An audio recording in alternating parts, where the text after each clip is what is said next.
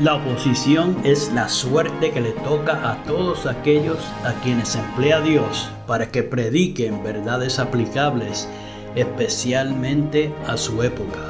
Había una verdad presente o de actualidad en los días de Lutero, una verdad que en aquel tiempo revestía especial importancia. Y así hay ahora una verdad de actualidad para la iglesia en nuestros días. Porque el Señor es el Espíritu. A continuación, el programa Restaurando la Verdad Presente. Muy buenos días, mis queridos hermanos, y bienvenidos a su programa radial Restaurando la Verdad Presente. Les habla para ustedes en esta hermosa mañana Jeffrey Mercado, y hoy tenemos otro tema muy importante preparado para ustedes. El tema de esta mañana lleva por título La ira de Dios y su obra extraña. Pero mis queridos hermanos, antes de entrar en ese tema, como de costumbre, vamos a ir al trono de la gracia para poder comenzar este tema con la autoridad del cielo. Así que mis queridos hermanos, en estos momentos oramos. Buen Dios y Padre eterno, alabamos y glorificamos tu santo y bendito nombre en esta mañana y siempre. Te damos gracias, Padre, porque cuando escuchamos cuántas personas han sido contaminadas con las variantes del COVID, aún entre nuestros familiares y amigos, no podemos más que agradecerte por la manera que nos has protegido y a los demás hermanos de este ministerio. Gracias, Padre, porque nos dejas saber siempre que nos cuidas y nos proteges de todo mal. Te doy gracias por la temática de hoy y porque temáticas como esta ayudarán a traer ciertamente la lluvia tardía, pues tu pueblo te conocerá como fuiste revelado ante el mundo en la vida de tu Hijo amado, quien es nuestro Señor y Salvador Jesucristo.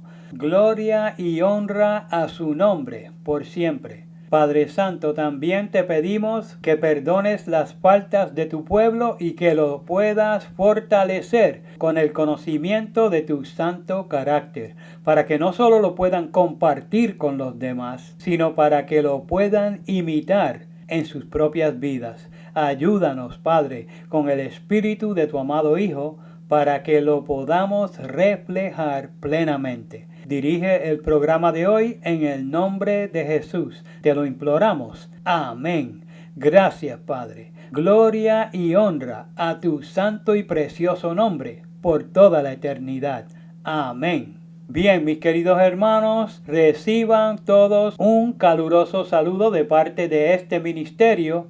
Y ahora sí podemos entrar en tema. Los versículos de introducción en esta mañana los podemos encontrar en el libro del profeta mesiánico, en el libro de Isaías, el capítulo 55, los versículos 6 al 9, donde allí nos dice la santa palabra de Dios. Buscad a Jehová mientras puede ser hallado, llamadle en tanto que está cercano. Versículo 7. Deje el impío su camino y el hombre inicuo sus pensamientos, y vuélvase a Jehová, el cual tendrá de él misericordia, y al Dios nuestro, el cual será amplio en perdonar. Versículo 8. Porque mis pensamientos no son vuestros pensamientos, ni vuestros caminos mis caminos, dijo Jehová.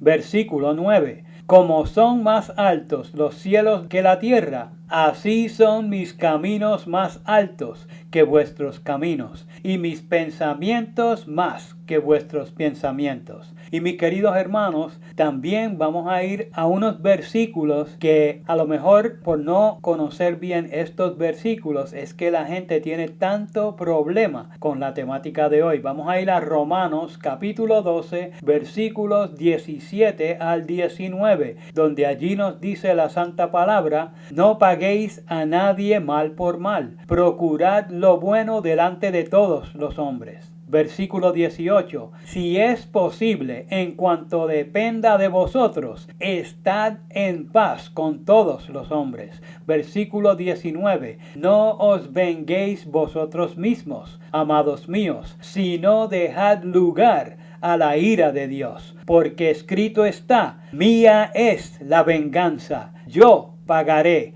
dice el Señor. Y mis queridos hermanos, vamos a finalizar con Isaías capítulo 28, versículos 21 y 22, donde allí nos dice la santa palabra: porque Jehová se levantará como en el monte Perasim, como en el valle de Gabaón se enojará, para hacer su obra, su extraña obra, y para hacer su operación, su extraña operación. Versículo 22. Ahora pues, no os burléis, para que no se aprieten más vuestras ataduras, porque destrucción ya determinada sobre toda la tierra he oído del Señor Jehová de los ejércitos. Mis queridos hermanos, en esta hermosa mañana, los que tengan oídos para oír, oigan lo que el Espíritu de Cristo dice a las iglesias que van conociendo cada vez más al Padre por la revelación de Cristo. En el programa de hoy vamos a estar examinando lo que la Biblia cataloga como la ira de Dios y a lo que realmente se refiere cuando presenta su obra extraña, ya que muchos miran estas frases bíblicas y se olvidan totalmente de lo expuesto por el profeta Isaías al decir que los pensamientos de Dios no son nuestros pensamientos, ni sus caminos los nuestros. Se olvidan que los pensamientos y caminos de Dios son más altos que los nuestros, como los cielos lo son de la tierra. Hoy hacen alarde de su conocimiento de Dios, pero cuando llegan a estas frases, ira de Dios y su obra extraña, las asimilan como si hubieran sido proclamadas por un gatillero de un cartel de Medellín, en vez del Dios altísimo del cielo, que es amor y se manifiesta siempre a la altura de los principios divinos. Bien se les puede aplicar el dicho: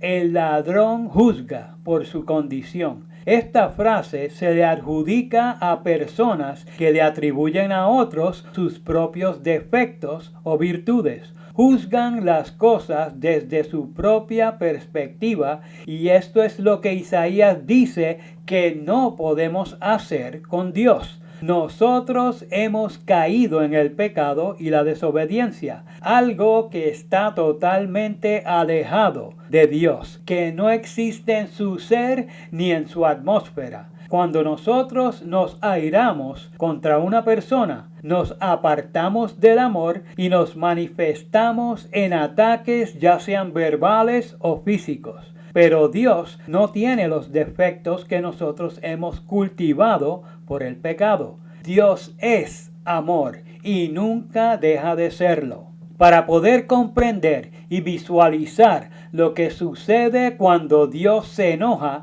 tendremos que examinar algún evento bíblico donde esto sea más notable. Y ese evento en particular es la muerte de Cristo en la cruz del Calvario. La muerte de Cristo tipifica lo que le sucederá a los que hayan rechazado el don del cielo. Y cuando vamos ahí, podemos ver en efecto lo que sucederá. En Mateo capítulo 27, versículo 46, se nos dice: cerca de la hora novena, Jesús clamó a gran voz diciendo: Elí, Elí, lama sabactani. Esto es: Dios mío, ¿por qué me has desamparado? Aquí vemos lo que Dios hace cuando se llena de ira, a la altura de su santo carácter. Jesús citó lo profetizado por David en el Salmo 22. Ahí podemos ver lo que está sucediendo detrás del telón. El Salmo 22:1 dice: Dios mío, ¿por qué me has desamparado? ¿Por qué estás tan lejos de mi salvación y de las palabras de mi clamor? Ahí vemos lo que Dios hizo y en qué sentido desamparó a Cristo cuando cargaba los pecados del mundo. Ahí dice, ¿por qué estás tan lejos de mi salvación? Esto es lo que Dios hace cuando se enoja o llena de ira contra el pecador. Se aparta. Esta ausencia fue lo que quebró el corazón de Jesús y ese apartamiento quiebra el alma de Dios con relación a los impíos. Pues habiendo proveído una vía de escape, eligen voluntariamente y bajo engaño a su propio destructor. Esa es la ira de Dios. La sierva del Señor, hablando de Cristo en el Getsemaní, cuando comenzó a ser cargado con los pecados del mundo, nos dice, pesaban sobre él los pecados del mundo. Sufría en lugar del hombre, como transgresor de la ley de su padre. Allí se produjo la escena de la tentación. La divina luz de Dios desapareció de su vista y él pasó a manos de las potestades de las tinieblas. Pausa. ¿Notaron qué pasó en el alejamiento de Dios? El otro bando entró en escena. Y eso es lo que sucede cuando Dios se enoja o llena de ira. Se retira y el enemigo entra para tomar acción contra el que quedó sin la protección divina. Entonces nos sigue diciendo, la ira que habría caído sobre el hombre recayó en ese momento sobre Cristo. Allí fue donde la copa misteriosa tembló en su mano. Mis queridos hermanos, esa cita la pueden encontrar en Testimonios para la Iglesia, el tomo 2, la página 183, el párrafo 4. Cuando el Espíritu de Dios se alejó, Cristo pasó a manos de las potestades de las tinieblas. Esto es lo que presenta la Biblia como la ira de Dios. No es nada parecida a lo que ocurre en la ira del hombre. Si recuerdan bien el evento, después llegó la turba enfurecida para arrestarlo, y la escena pasó de mal en peor, hasta que terminó muriendo Jesús en la cruz. No hay nadie que piense que lo que sucedió en la vía dolorosa fuera llevado a cabo por Dios. Todos concuerdan que la turba, los soldados, los sacerdotes y el pueblo que gritaba, «¡Crucifícale!», estaban todos bajo el mismo poder de Satanás y los demonios, que Jehová los reprenda. Ese terrible espectáculo al universo fue posible porque Dios se retiró de Cristo, en el sentido de retirar su protección, cuando fue cargado con el pecado del mundo. En los evangelios encontramos múltiples ocasiones cuando deseaban prenderlo para matarlo, pero nunca pudieron hacerlo, porque Dios lo protegía mediante la hueste angelical. Y mis queridos hermanos, eso es lo que Dios hace: protege, salva, rescata, sana, perdona y da vida. Pero cuando llega el momento que el hombre no desea nada de Dios y solo quiere continuar en su rebelión y pecado, Dios queda airado porque no puede hacer nada más por el que no quiere ser restaurado. Se ve obligado a dejarlo sufrir las consecuencias de su mal proceder y su mala elección. Este, podríamos decir, es el ajuste de cuentas con el pecador. Por eso Pablo dice, no os venguéis vosotros mismos, amados míos, sino dejad lugar a la ira de Dios, porque escrito está, mía es la venganza, yo pagaré, dice el Señor, alabado sea su santo nombre. Cuando termine el tiempo de gracia, viene la venganza divina, pero en el contexto de los principios divinos. Dios da su pago, permitiendo que el que eligieron los perdidos como su Señor obre sobre ellos y los guíe a su reino de muerte. Comentando al respecto, la sierva del Señor nos dice, cuando se haya completado la obra del sellamiento, entonces Dios dirá a los ángeles: no lidiéis más con Satanás en sus esfuerzos por destruir. Dejadlo que manifieste su malignidad sobre los hijos de la desobediencia, porque la copa de la iniquidad de ellos está llena. Han avanzado de un grado de maldad a otro, añadiendo diariamente a su anarquía. Ya no interferiré para evitar que el destructor haga su trabajo. Mis queridos hermanos, esa poderosa y aclaradora cita la pueden encontrar en la Review and Herald del 17 de septiembre de 1901 en el artículo Un tiempo de angustia, en el párrafo 8.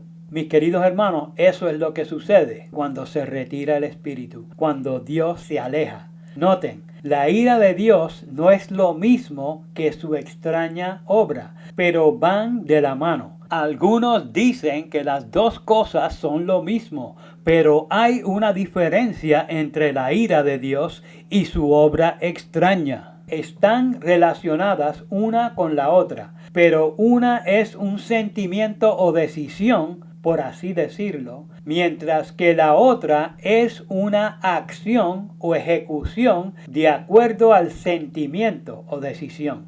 Primero ocurre la ira de Dios y luego procede su extraña obra. La ira de Dios conduce a su extraña obra. En la ira de Dios, el impío llega hasta el límite de la copa de iniquidad. Esto quiere decir que traspasa los límites de la protección divina, lo que quiere decir que se prepara para cosechar los efectos de la obra extraña de Dios cuando deje de protegerlo. La sierva del Señor lo expone de la siguiente manera al decir: cuando la mano restrictiva de Dios se retire, el destructor, que Jehová lo reprenda, comenzará su trabajo. Pausa. Ahí se está refiriendo a Satanás. Continúa la cita diciendo: entonces ocurrirán en nuestras ciudades las mayores calamidades. Mis queridos hermanos, esa cita la pueden encontrar en el manuscrito 127 del 22 de noviembre de 1897, en el párrafo 18. A muchos les da la ira del hombre, por no decir la del diablo, cuando se presentan estas verdades. ¿Y por qué? Porque quieren que Dios tome parte activa en la matanza, en la destrucción y en la desolación. Pero no se dan cuenta de que están rebajando a Dios a su propio defectuoso carácter. Con sus ideas disparatadas confiesan ante el mundo que no conocen a Dios. No ven la belleza del carácter de Cristo en Dios y la superioridad del carácter divino. Hacen hincapié en la literalidad de las Escrituras para promover su error y así echan por tierra las aclaraciones expuestas por la sierva del Señor a la altura de los principios divinos. Pero vez tras vez, Elena nos explica claramente cuando dice: Dios es muy paciente para con las transgresiones de los seres humanos y mediante sus agentes señalados continúa presentando el mensaje del Evangelio hasta que haya llegado el tiempo fijado. Dios tolera con paciencia divina la perversidad de los impíos, pero declara que visitará sus transgresiones con una vara. Al fin permitirá que los instrumentos destructores de Satanás predominen para destruir. Mis queridos hermanos, esa cita la pueden encontrar en el manuscrito 17 del 1906 en el párrafo 24. Ahí se ve la ira y la obra extraña en su justa perspectiva. En esta cita, ella usa una figura bíblica, la de la vara, y al igual que en la Biblia, luego nos explica quién es la figura o en este caso la vara. En la cita se ve que Dios permite estas acciones y lo mismo sucede en los ejemplos bíblicos. No hay contradicción ni acepciones a la norma. En Isaías capítulo 10, versículo 5 dice: Oh Asiria, vara y bordón de mi furor, en su mano he puesto mi ira. Ahí vemos un claro ejemplo de lo presentado por la sierva del Señor, en el mismo contexto de verdad revelada en la Biblia. Ella advierte al pueblo de Dios a la altura de la verdad bíblica. Solo los que no conocen bien las Escrituras en su justa perspectiva no pueden digerir lo que expresa la sierva del Señor. Hablando de ese mismo evento, ella dice: la destrucción acaecida al reino del norte fue un castigo directo del cielo. Los asirios fueron tan solo los instrumentos que Dios usó para ejecutar su propósito. Por medio de Isaías, quien empezó a profetizar poco después de la caída de Samaria, el Señor se refirió a las huestes asirias como vara y bastón de mi furor. En su mano he puesto mi ira. Isaías capítulo 10, versículo 5. Y la cita, mis queridos hermanos, la pueden encontrar en Profetas y Reyes, la página 217, el párrafo 2. Cuando el pueblo apóstata llegó al límite de la copa de la iniquidad, el Eterno se airó porque ya no podía hacer nada por ellos, porque estaban enfatuados en la maldad.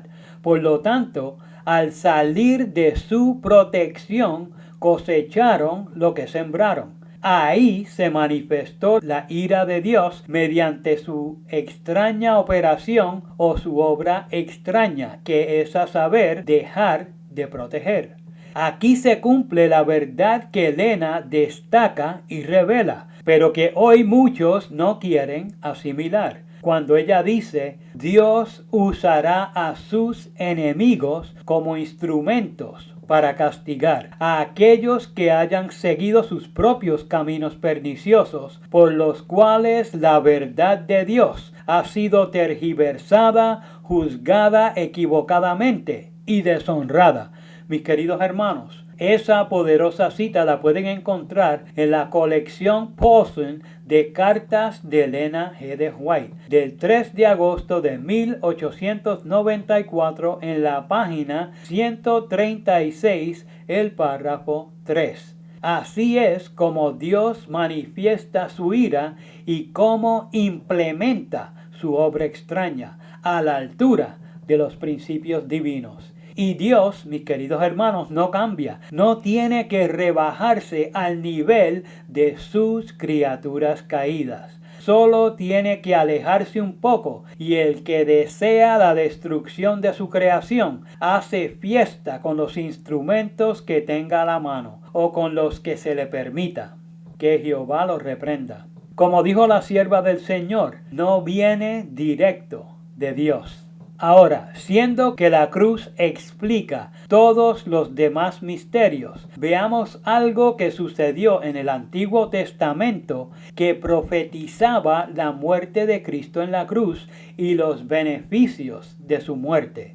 En Números capítulo 20, versículo 11, dice la santa palabra: Entonces alzó Moisés su mano e hirió la roca con su vara 2 veces, y salieron muchas aguas, y bebió la congregación y sus bestias. Ahora, analicemos este versículo a la luz de la crucifixión presentada en los evangelios y de lo revelado en Isaías capítulo 10, versículo 5, y las citas de Elena White. Obviamente, en este versículo se presentaba al pueblo de Dios una representación profética de lo que acontecería al Hijo de Dios. En el evento literal, Moisés golpeó la roca con su vara. Esto representaba lo que Cristo haría al entregar su vida en la cruz. Moisés era un tipo de Cristo y Cristo vino en representación del Padre. La vara representaba el instrumento por el cual la roca sería herida. En Isaías capítulo 53, versículo 4, dice: ciertamente llevó él nuestras enfermedades y sufrió nuestros dolores, y nosotros le tuvimos por azotado, por herido de Dios y abatido.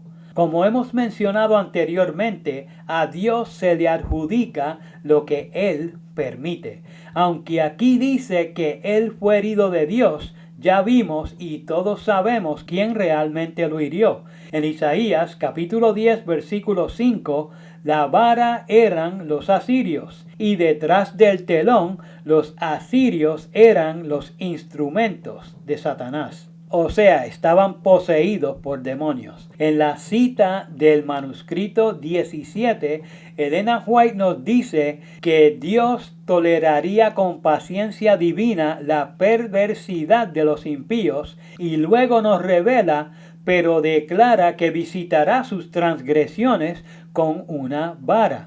Recuerden, Moisés golpeó la roca con una vara, y en la cruz Cristo estaba en el lugar de los pecadores. O sea, que esto era símbolo de lo que le corresponde al pecador. Entonces, Elena finaliza la cita aclarando quién es la vara, al decir: al fin permitirá que los instrumentos destructores de Satanás, que Jehová lo reprenda, predominen para destruir. O sea que, más claro, no canta el gallo. La ira de Dios no es ni la puedes comparar con la ira de los hombres bajo el control de Satanás. Creer y enseñar esa locura es una blasfemia contra Dios, y mucho más cuando proviene de profesos adoradores del único Dios verdadero. Arrepiéntete y sal ya de esa abominación demoníaca. Dios no es como el diablo, que Jehová lo reprenda. Y la extraña obra de Dios es lo que el Eterno no hace generalmente. Él, alabado sea su santo nombre, protege, salva, rescata, sana y da vida. Él, para la gloria de su nombre, también perdona. Así que todavía estás a tiempo. No seas cabeciduro y despierta de esa abominable pesadilla. Lo que Él no hace generalmente es dejar de proteger a los que más necesitan de Él. Esa es su obra extraña. Por eso sigues con vida aunque lo hayas blasfemado, porque Él no quiere la muerte del impío, sino que procedan al arrepentimiento. Él es amplio en perdonar, pero lo hace con aquellos que reconocen su error y se apartan de Él. Por lo tanto, tienes que reconocerlo y recibir la verdad. No puedes seguir aferrado al error. Eso sería como estar en alta mar agarrado de un bloque de concreto armado que pesa más de 100 kilogramos, lo cual te llevaría a las profundidades del mar y a la muerte en segundos. Suelta la mentira y ven a la verdad. En la cruz del Calvario, Cristo oró por los que lo estaban matando y dijo: Padre, perdónalos porque no saben lo que hacen. Ellos estaban haciendo esa vil tarea porque pensaban que era un impostor, pero no sabían que estaban ejemplificando la vara con que Moisés hirió la roca para beneficio de la nación. En la oración de Cristo también incluye a los que no saben lo que dicen, que le adjudican a Dios lo que lleva a cabo el diablo. Por favor, no repitas el error de los que mataron a Cristo. Recuerda que en la Biblia, tergiversar el carácter de una persona es considerado matarlo. Conoce a Dios como Él mismo se reveló y no como tú lo hayas imaginado o como mal te hayan enseñado. No seas terco, sal de esa mala interpretación. recuerda las palabras del profeta registradas en Oseas, capítulo 6, versículos 1 al 3, donde allí se nos dice: venid y volvamos a Jehová, porque Él arrebató y nos curará, hirió y nos vendará. Versículo 2, nos dará vida después de 2 días, y al tercer día nos resucitará y viviremos delante de Él. Versículo 3, y conoceremos y proseguiremos en conocer a Jehová. Su salida está dispuesta como el alba, y vendrá a nosotros como la lluvia tardía y temprana a la tierra. Mis queridos hermanos, no basta saber que es solo el Padre y el Hijo, sino que en el carácter del Hijo verás al Padre revelado. Este conocimiento traerá la lluvia tardía. Hasta aquí el programa de hoy. Les habló para ustedes Jeffrey Mercado. Hasta el próximo programa. Que Jehová les bendiga. Para copia del programa de hoy, o si quieren apoyar el programa radial Restaurando la Verdad Presente, favor llamar al 787-238-8859. 787-238-8859. Y recuerden, 1 Corintios 8:6.